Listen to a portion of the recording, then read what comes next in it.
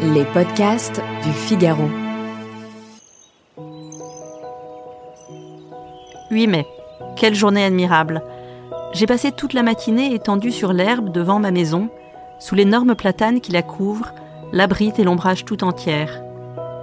J'aime ce pays, et j'aime y vivre, parce que j'y ai mes racines, ces profondes et délicates racines qui attachent un homme à la terre où sont nés et morts ses aïeux, qui l'attachent à ce qu'on pense et à ce qu'on mange, aux usages comme aux nourritures, aux locutions locales, aux intonations des paysans, aux odeurs du sol, des villages et de l'air lui-même.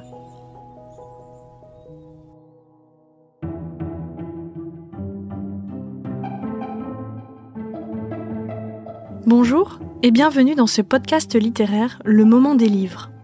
Vous venez d'entendre un extrait du Horla de Maupassant. Maupassant était journaliste, écrivain et nouvelliste.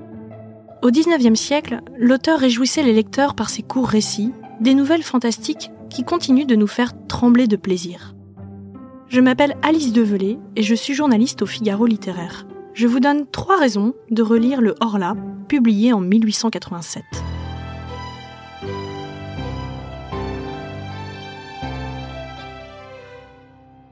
D'abord, parce qu'on lit le journal d'une longue descente aux enfers. Je me demande si je suis fou, écrit le narrateur le 7 août. Voilà 3 mois que le personnage principal décrit ce qui n'était à l'origine qu'une influence fiévreuse. La nuit, quelque chose d'invisible, d'effrayant le visite. La carafe d'eau posée sur la table à côté de lui se vide pendant qu'il dort. Faut-il donc le croire ? Plongeons-nous dans la nuit ou dans la folie ? L'homme doute lui-même. J'étais somnambule.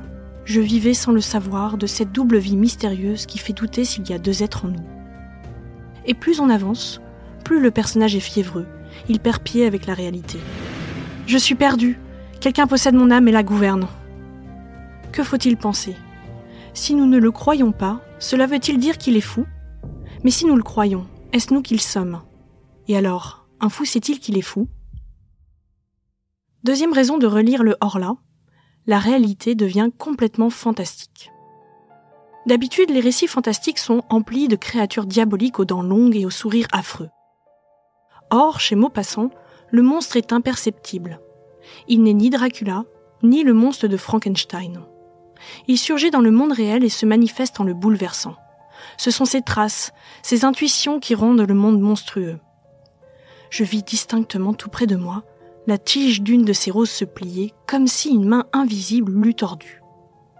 Et plus l'on tourne les pages, plus l'angoisse augmente. Le personnage qui écrit semble parler sous la dictée de quelqu'un d'autre.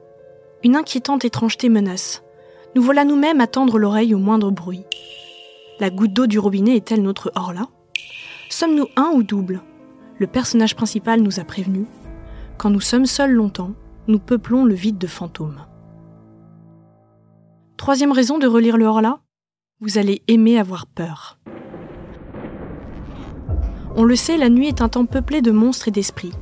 Chez Maupassant, cette période de ténèbres devient l'espace par excellence de la fiction. Qu'est-ce qui est faux ? Qu'est-ce qui est vrai ? Croit-on ce qu'on voit ou voit-on ce qu'on croit ?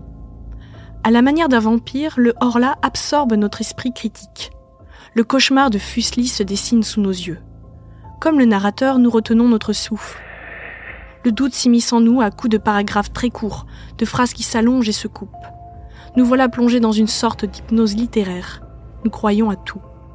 Car le Horla n'est rien d'autre que la peur de ce tout et de ce rien, ce que Maupassant a baptisé le mystère de l'invisible. Une chose est sûre, après cette lecture, vous n'irez plus vous coucher sans regarder sous votre matelas. Je vous souhaite de beaux cauchemars. Merci de nous avoir écoutés. Cet épisode a été monté par Louis Chabin. Retrouvez tous nos podcasts sur lefigaro.fr ou sur vos plateformes d'écoute préférées. À bientôt!